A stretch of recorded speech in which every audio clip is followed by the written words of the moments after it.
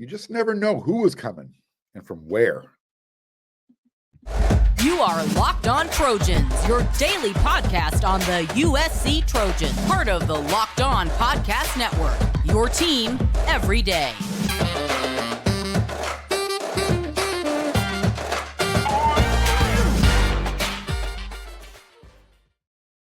Fight on, everyone. I'm your host, Mark Holkin, and thank you for making Locked On USC part of the Locked On Network, your first listen every day. Whether you're going to watch the show on YouTube or wherever you want to download your podcast, always remember the show is free and never forget how much I appreciate your support. Today's episode is brought to you by FanDuel. Make every moment more. New customers join today, and you're going to get $150 in bonus bets if your first bet of $5 or more wins. Visit FanDuel.com/lockedon to get started. Lincoln Riley is still looking to announce his new running backs coach. I mean, who knows? Maybe he already has his guy, or maybe he's still deciding between a few candidates. But as I said on the last episode of Locked On USC, your team every day, there is no shortage of available coaches who would love to have the opportunity to coach at USC. So there I was, Saturday evening, watching USC men's hoops beating UCLA on Saturday night. I'm going to get into that in the third segment. Fight on. But I also received a notification from someone telling me to check out this name. Last week, I gave out my hot board list 1.0, version 1.0. And as you can see on the rundown, looks like I might have another name we need to add to this. Let me go over those names real quickly that I put out. Again, this is my personal hot board list, nothing official. But I've got Lee Marks, the running back coach from University of Washington. Reason being, he's at the top of my list. All of his guys last year, not one fumble from his running backs. That'll get it done. You've got Keenan Hall, the running backs coach at Baylor. Tashard Choice, big name, Texas. Carlos Lachlan, the running backs coach at Oregon. Ken Bonifa, he is doing the same thing over there at Michigan State. Malcolm Agnew, Stanford. And then if you wanted to grab someone from the NFL ranks, I've got our good old favorite, Kendi Polamalu. So I need to add one more name to this list. And so this would, I guess, make it version 1.1. I'm throwing the name Julian Griffin up on the board.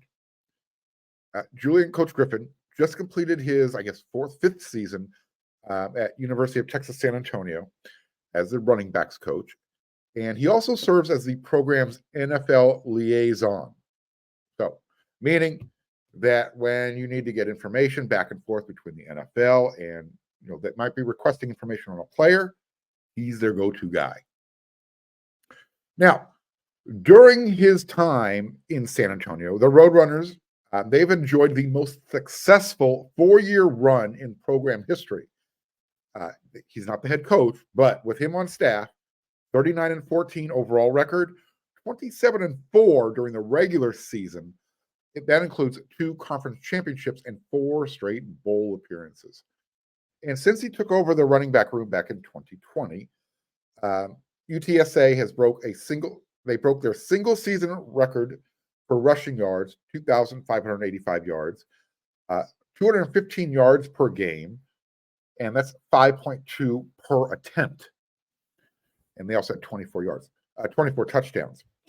And they were doing that with Sincere McCormick, who, I guess, shattered the University of Texas San Antonio's single season mark of 1,467 yards.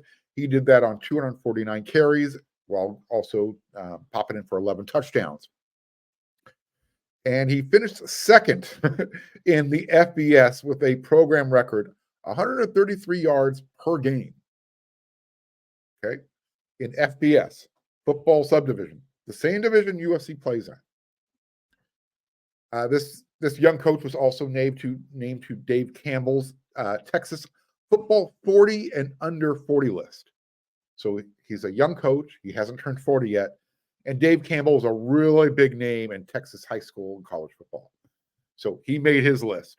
He's like the Phil Steele of Texas. Oh, and in that season that he was coaching at McCormick, Sincere became a second-team All-American, both in the Football Writers Association of America and with the aforementioned Phil Steele. He was also named Conference USA Offensive Player of the Year. So pretty good running back. He also made it to the NFL. In his second year overseeing the running backs room, they got even better. They smashed the previous year. 516 points per game, almost 37 points per game, 6,146 yards, and 439 of those were on the ground. Not bad, right? Let me give you, I want to jump ahead real quickly here. This is important. I need you to pay attention. In 2022, despite McCormick playing in the NFL, okay, Coach Griffin's running backs still produced. In fact, they combined for 1,819 yards and 18 touchdowns. They did that with Kavarian Barnes, who rushed for a team-high 845 yards and 6 touchdowns on 135 carries, en route to becoming the Conference USA's Freshman of the Year, and honorable mention All-Conference and Conference USA All-Freshman team. That's the important part. He did that with a freshman running back. And why is that important? Well, USC this year, you've got Jaquavius Marks, who's coming in from Mississippi State, known commodity, junior, redshirt junior. But behind him, you've got freshmen. So you've got second-year Quentin Joyner and second-year player Marion Peterson. Quentin Joyner played a little bit in 2023. Marion Peterson played even less than a little bit. And then you've got the incoming freshman in this class, 2024, Brian Jackson. So Coach Griffin has shown that he can develop. He's also showed that he can work in the SEC because he's done that. He started off as an offensive quality control assistant, and he did that for 2 years at Arkansas. While he was with the Razorbacks program, he helped their offensive attack to 340 yards per game, including 147 of those on the ground. Okay. And they did that with running back Rakeem Boyd, who rushed 184 times for 1,133 yards and 8 touchdowns. That was back in 2019. 4 Razorbacks had at least 28 catches out of the backfield. Mike Woods and had 33 grabs for 423 yards and 4 touchdowns. So maybe it's just me, but this guy kind of sounds like the real deal. And he might sound like in my opinion, he might be the right guy for the job. If you're looking, well, what's his recruiting strength? Well, he's another guy from the South. He was born in Texas. He attended Louisiana Monroe when he went to college. This much I know for sure. He would love to have the opportunity to coach at USC. I know this. I got it from a really good source. And I think he'd be the perfect fit. 1, because he's young. 2, because he's on the rise. 3, he wants the job, so he wants to prove something. And he also has the right amount of experience. The results, I think, speak for themselves. My everyday listeners, watchers, you're going to remember my thoughts on the running back coach. The position on the kind of the ladder of hierarchy. It's not too, I'm not diminishing the running back coach position, but it's not one of the higher, it's not one of the coaches high up on the list. You know, you got Lincoln Riley, offensive coordinator, Lincoln Riley. He's got his assistant head coach, Dennis Simmons, wide receiver coach. You have Josh Henson, offensive coordinator, offensive line coach, then running back coach. You get tight ends as well. So while I'm not a proponent of needing the biggest name out there, like a Tashard Choice, but because if that was the case, if you need the biggest name out there to coach running backs, Lincoln Riley could have hired UCLA's running back coach in 2023. Just happened to be Chip Kelly. So, look, I know Lincoln Riley's doing his due diligence. He's got his own list. I don't know if Griffin is on the list or not. I know he'd like to be. So we'll see what happens. I have a feeling this thing's going to get wrapped up soon. As I mentioned, spring camp's right around the corner. I kind of wish USC was Auburn. Auburn starts their spring camp this week. USC fans are going to have to be a little bit more patient. March 19th, first day of spring camp. Spring game, April 20th. We're going to go over some recruiting news and notes in the next segment. I also have some transfer portal information. And then in the third segment, we're going to talk about how USC whipped that UCLA butt blue in the basketball game. That's coming up next.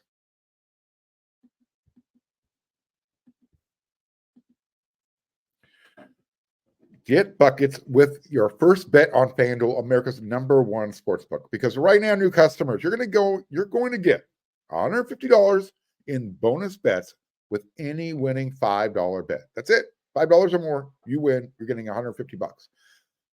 And you can bet on all of your favorite NBA players and teams they've got quick bets. They've got live same-game parlays.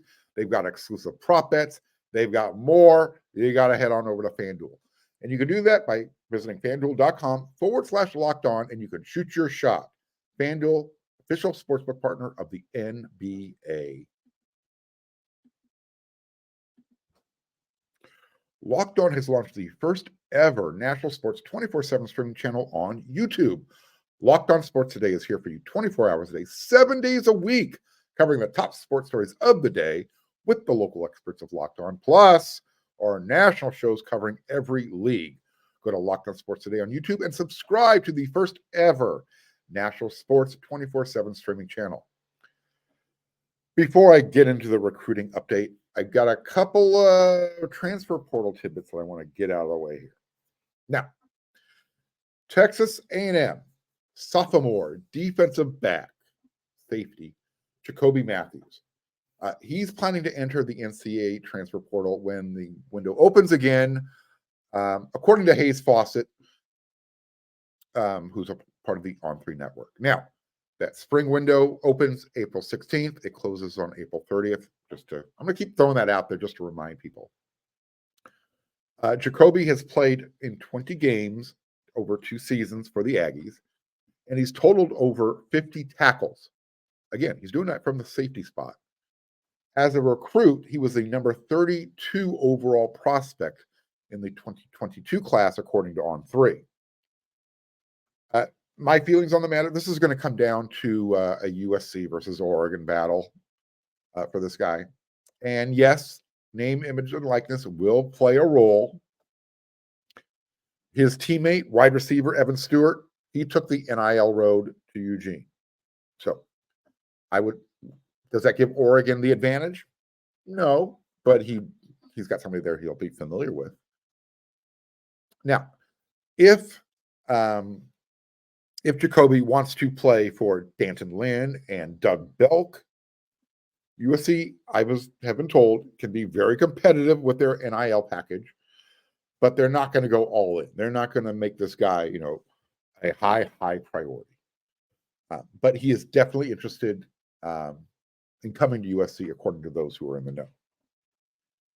Here's another one, and I can't mention the name because he is not officially in the transfer portal yet. However, I am hearing that USC is going to secure a really nice defensive tackle, nose tackle in the spring transfer portal.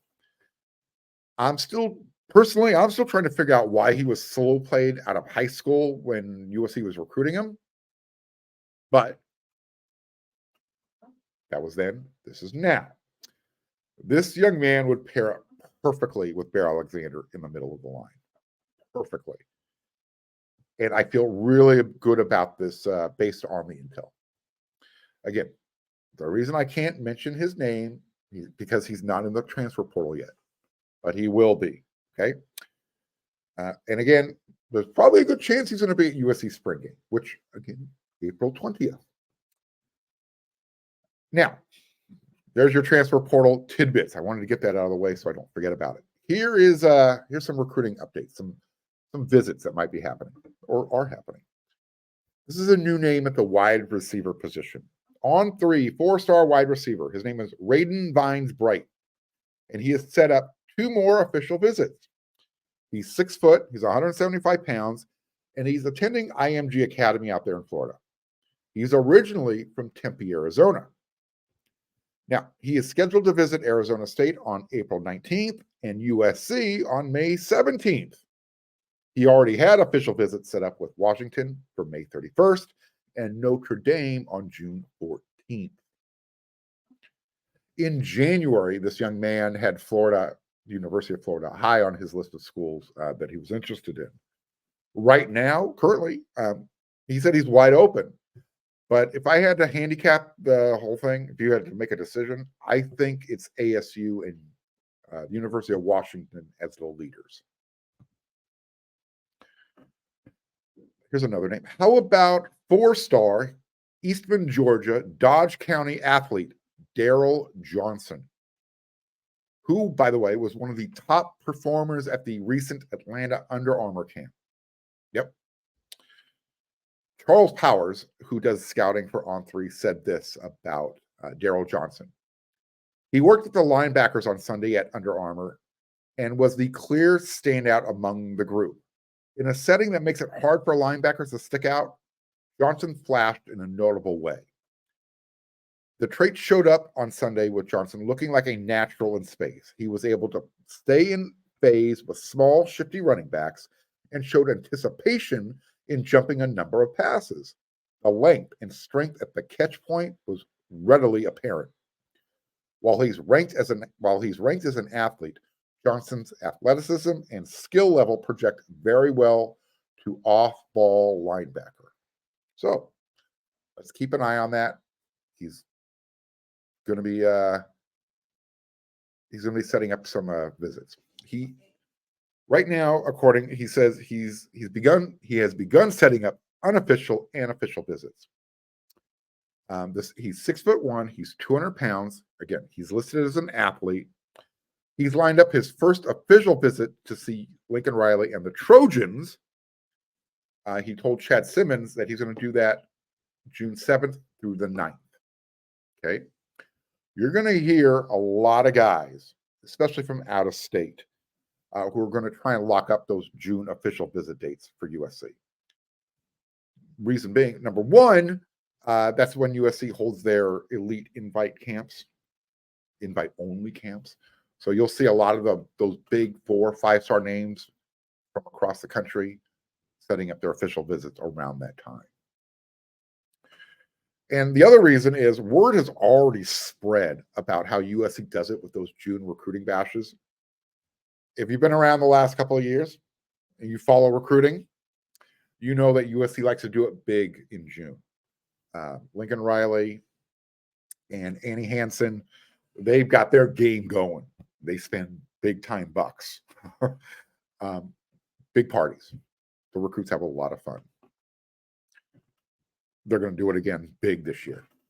So these last 2 years, it's generated a lot of enthusiasm. If you remember last year's recruiting cycle, USC was getting verbal commitments hand over fist in June and July. Now they need to close the deals. That was the result of keeping Alex Grinch around through the season. Once USC's defense started to show itself, all of a sudden everybody's like, you know what? I'm going to decommit. So this is what Johnson said. USC has been recruiting me since last year. I like how me and the coaches have a good vibe and the relationships I have with them. I'm going to make something really clear. It's really obvious right now that USC is going hard after the Georgia market. That young man is from Georgia. Now, when it comes to linebackers, USC has a couple right in their own backyard. So if they, for some reason, can't get Mr. Daryl Johnson, you've heard me mention this name a few times. 4-star USC linebacker target, Madden Faramo from San Diego J. Sarah Catholic High School. On Friday, heading into the weekend, he narrowed his list down to his top 4. All right. 6'3", 235 pounds. Notre Dame, Ohio State, Oregon, USC. He doesn't have any visits set as of yet, but Faramo said he plans to visit all 4 schools in the upcoming months. quote, USC is USC. The university is highly respected academically and through the football program, and though the football program has been challenged in recent years, I am very confident in the coaching staff Coach Riley has built. It would be an honor to play for a school close to home as well, end quote. He said basically the same thing for each of the schools, but academics were noticeably left off when he talked about Oregon. Sorry. Here's another guy, elite Texas wide receiver, Khalil Lockett. He said he's eyeing either a May or June visit month. That's what he's trying to line up a visit. It'll be either May or in June. He told on WRSC, my family is from Los Angeles, and they lived right next to campus in South Central LA. I was always hearing them talk about LA when I was little. It made USC my dream school.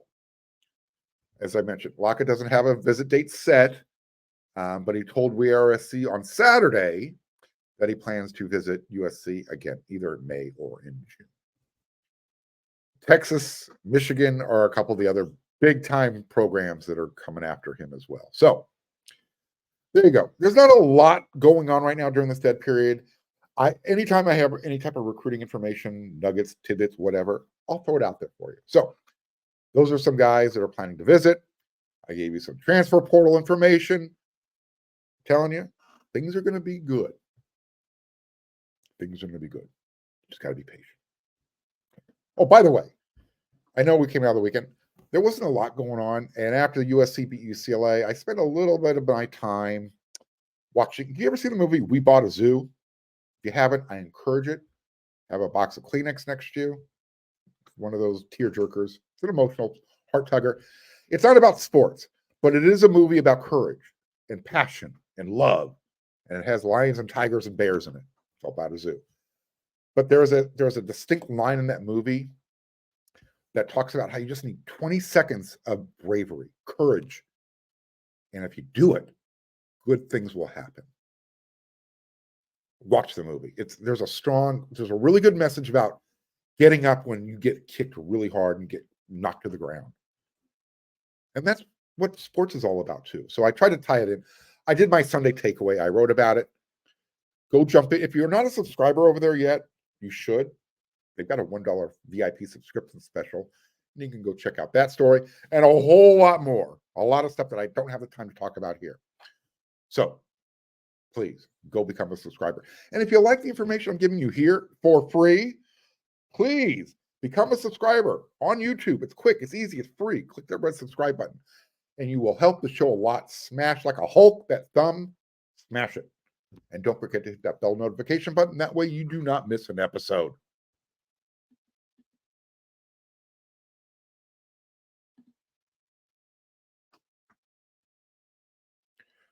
Finally, the Trojans won a game on the road. I'm talking about the basketball team, the men's basketball team. Man, before USC beat that UCLA butt blue, 62-56, USC had won just one game on the road all year. One. They were 1-7. And that win came against Alabama State. No, they did not play the Crimson Tide in basketball. Wish they would. But I know that UCLA has had a mediocre season. They're not having a great year. But USC has had a worse mediocre season. And I called it a crappy season. But today, this week, is going to feel a lot better following that win at Pauley Pavilion. I don't know. Maybe someone made them watch my Friday rant from last week's episode. I went in. I didn't go in raw, but I had some choice words for some players. In fact, I called out Boogie Ellis, and you know what? Boogie responded big time, huge. Boogie had 12 of USC's first 18 points. In fact, check this out. When USC held a 25-14 lead with 8 minutes and 30 seconds to play in the first half, Boogie had 17. So the scoreboard should have read Boogie 17, UCLA 14. He ended up finishing the game with 24 points, and that's while he only shot 3 for 7 from the free throw line. That, to me, blows me away. He was knocking down threes from beyond the NBA range. I mean, deep. But he steps up 15 feet away, and he's clanking them. He looked like Shaq. Boogie, make your free throws, and you will have a spot on an NBA roster. You've got NBA range. You got to make your free throws. But you showed up on Saturday, so we're okay. But even when USC trailed 5-4, and that was when the first TV timeout came in the game, it was the best defense I saw from USC all season long. You could see it.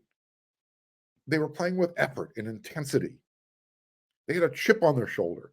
I mean, where was that intensity? Where did that been all year? Including that first game against UCLA at Galen Center when they beat USC 65-50. And here I was watching the game, and I was literally waiting for the Trojans' usual end of the half where they give up a big lead. And they didn't disappoint. They did not. They surrendered a 14-point lead, and the whole time you're hearing the chants of FSC. I can't say the word, but quote, F word SC. Meanwhile, Sean Farnham, he's got those are my guys, sorry. Excuse me. The Bruins they used a 15-1 run over the last 5 minutes of the first half. And the game was tied at 34 going into halftime. I was a little ticked off at that moment, especially when I had to hear the FSC. But then, I don't know what happened. USC went into the locker room. They found another pair of big boy pants, put them on, and they came out and they played physical, high-intensity ball on both ends of the glass. Yes. Yeah, you're on the glass. USC was rebounding. Check this out. With 11 minutes, 49 seconds to play in the game, USC was up on the scoreboard 46-37, and here's why. They only had 9 turnovers. UCLA had 9 turnovers, but USC converted that into 8 points. USC had 25 rebounds. UCLA had 24. And on the offensive glass, they were tied 8 apiece. Second chance points, 7 apiece. Bench points, UCLA had a slight advantage, 10-6. And points in the paint, 18-18. It's the rebounding number I wanted to focus on, because that's where USC has lacked effort all year. So what did USC do? They used a 16-3 run to start the second half, and their defense held the Bruins to 1 field goal for the first 10.5 minutes of the half. Yeah, you heard that correct. When USC led 50-39 with 8 minutes, 46 seconds to play in the game, things got interesting. Aaron Page, freshman forward, 6'11", he was going up for a shot. Head fake, and Adem Bona went up. He followed the fake, and he left his feet, and he came down hard on top of Page. I mean, Arrington got crushed. And it was, he was going to go to the line for 2 free throws. But again, Bona landed on him hard. A little bit of a, pile up of players. Bona got stupid. Bronny and DJ Rodman were trying to, clear the pile. It wasn't anything, they weren't dragging or throwing people off. But when Bona got up, he got a little stupid and he clenched his fist and, he shoved Bronny in the back. It was more of a love tap. It wasn't a hard shove, but it was right in front of the referee. The referee had no choice but to tee him up. Unfortunately, Arrington was chirping, talking, so he got a technical. The referees were hypersensitive at that point. They were looking to give a technical to USC to make sure it wasn't a huge advantage, because it would have been 2 technical free throws, 2 personal foul free throws, and the ball. So what ended up happening, USC, the technicals offset, USC gets they offset the free throws. USC takes the personal foul, 2 free throws, and gets the ball out of bounds. Here's my favorite stat of the season. Love this. UCLA had one offensive, excuse me, I'm going to give them a little bit more credit. UCLA had 6 offensive buckets and 11 turnovers at home in the second half, and there was 1 minute and 39 seconds left to play in the game. All their points came at the free throw line. 6 offensive field goals and 11 turnovers with 1 minute 39 to play in the game. That's effort. That's because of what USC was doing to them on the defensive side of the ball. This is what UCLA head coach Mick Cronin said after the game. It's a simple game. The team that plays harder usually wins. They played much harder than us. They were more physical. They had humility. They came in here looking for redemption. We had no humility. Show me somebody that's not humble, and I'll show you somebody that's getting ready to get humbled. We had our worst week of practice of the season. I failed miserably to get my team ready for the fight that was coming today, and I'm thoroughly embarrassed. And I apologize to the people wearing the 4 letters. Yes, we really struggled making the open shots, but that has nothing to do with all the stuff I talked about. The team that wins the fight usually wins the game, and they won the fight in every way. We were awful, end quote. Now, I know Coach Enfield has used the injury excuse this season, and there's been some validity to it. I think he's used it a little bit more than he should have, but hey, I'm not there. He's there for practice. He knows how many guys are available. But not one time this year did I see his team play with this type of energy and effort for a full 40 minutes, especially on defense and especially on the glass. They held a Dembona to 4 rebounds. The last game against USC, I think he had 14. This is what Coach Enfield had to say after the game. We finally had our team healthy. It's great to have them in practice. We've never really had everybody back, so it's great to have them practice hard. It was also great that we held a Dembona to 3 rebounds. Sorry, only 3. We used 3 bigs to neutralize his energy. He's so athletic, so that was a plus. We have really improved defensively since the beginning of the year. Right now, we just have to compete. We have been hoping all year to get everybody back. We had 3 days of practice that have been sporadic, but last week we had our 3 best practices of the year. Okay. This is where the USC men's basketball team is. They have 4 more regular season games left. These next 2 are going to be on the road, Wazoo and Washington. Then they're going to come back home and they're going to play against Arizona and Arizona State. Then they head to Vegas for the tournament. Look, I don't envision it happening, but if this team is starting to play like the team we all anticipated they were supposed to be at the beginning of the season, the Pac-12 is really down this year. It's parity from 1 through 12. Anybody can beat anybody. And it's happened this year. So, I mean, Oregon State beat Arizona, I think, right? Didn't that happen? I know Washington State swept Arizona. If USC, they're not going to make the top 4, so they're going to play 4 games in the tournament. But if they can make that run and win all 4, they'll make the tournament. I don't anticipate it happening, but what do we say around USC? We say fight on. And you see that? We always say honk if UCLA sucks. So until our next episode of Locked on USC, which is tomorrow, because that's what we do 5 times a week, you know what to do.